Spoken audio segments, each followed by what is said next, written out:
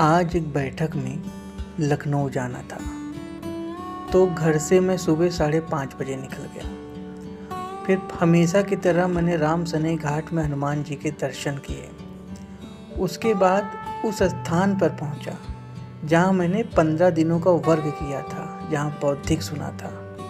फिर उसी तरह हम लोगों ने भोजन भी साथ में किया और भोजन करने के बाद फिर मैं उस स्थान पर गया जहां हमने बहुत समय बिताया था।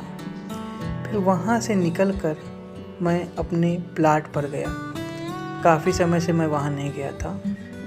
उसके बाद फिर मैं गया एक अपने ऐसे मित्र से मिलने जिनके साथ आज उनके खेत घूमने का प्रोग्राम था, जिसमें तमाम तरह की सब्जियां और भुट्टे, मकई जिसे बोलते हैं, तो इन सबको बहुत ही बारीकी से घूमने का, और साथ ही साथ उन्होंने मेरे लिए ढेर सारी सब्जियां जो कि ऑर्गेनिक थी, बिना किसी रासायनिक के, सिर्फ शुद्ध गोबर की खाद से, तो उन्होंने मेरे लिए पैक किया। तो उनके साथ साथ मैं भी उनके खेत में घूमा, सब्जी के खेत में, और मैंने कल्पना की कि आने वाले समय में अपना भी एक ऐसा खेत होगा।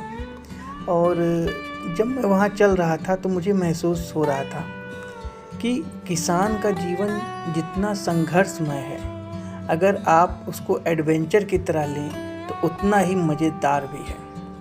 बहरहाल उन्होंने मेरे लिए ढेर सारे बैगन पैक किए। फिर मैंने देखा उन्होंने भिंडी भी लगाई थी, हमने उसको भी देखा।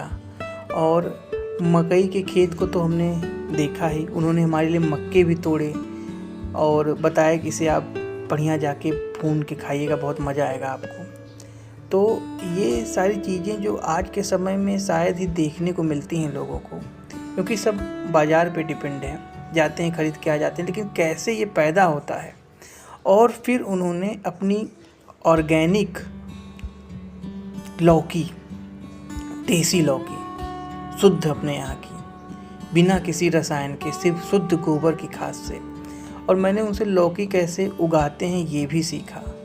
तो मैंने सोचा कि इसको तो मैं अपने यहाँ भी करूँगा।